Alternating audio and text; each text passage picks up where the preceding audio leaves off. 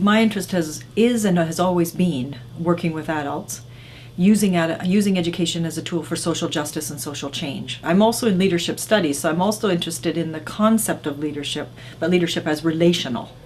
Leadership as in ways of working together to bring about change. So, and I'm interested in the kind of people, working with the kind of people who have the political power right now to make change and have the responsibility to do it. It is unfair to mess up the world and leave it to the children to be educated to deal with it. I've always used the arts. I include professional artists now, but I've always, as an educator, used the arts.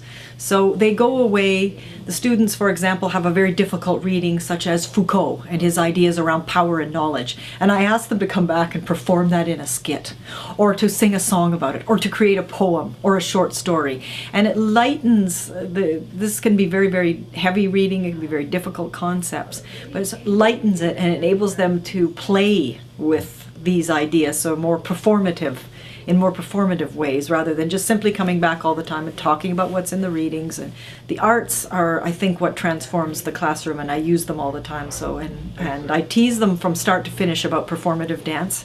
It's the one thing that seems to scare them, so I'm always saying, and next week there'll be the performative dance. I've never yet made anyone do the performative dance, but it's the one thing that carries over, that they think they're getting better to have to do this performative dance. One other activity is called a learning journal. And they're at this level of education, these master's and doctoral students, they have to write academic papers, and there are formats to academic papers. There's a rational sense to them. Everybody can do them. They're very repetitive. You learn the art of doing them.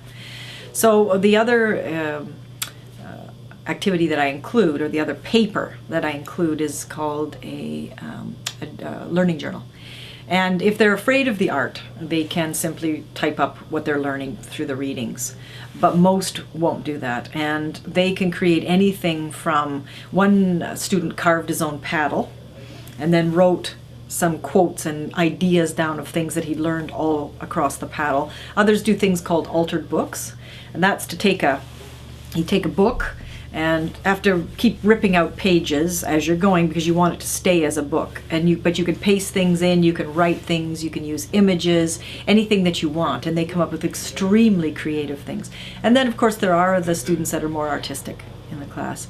And one of the international students this year created a little Chinese house, but this was a house of art instead, and very different from the idea of a museum or anything like that. So it looked very, very different from anything that you'd ever seen before, because she was trying to understand the breaking out of art from the institution.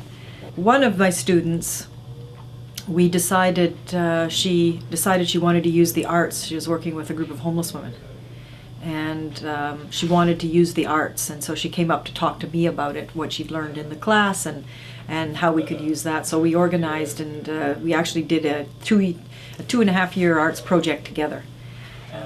So they created a life-size marionette, quilts, masks.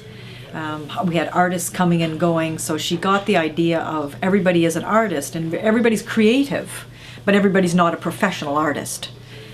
So there are certain kinds of things that you can do that are artistic and fun and creative that everybody can do, and then there are other things that professional artists offer, because they're professional artists, and the way in which they can challenge people to go further, to think differently, to move people along in an arts process that's different from the non-artists. So she got that idea of mixing the artists with the non-artists, and having some activities that were just fun and just facilitated, and then others that were actually done by the artists. And there's a huge difference.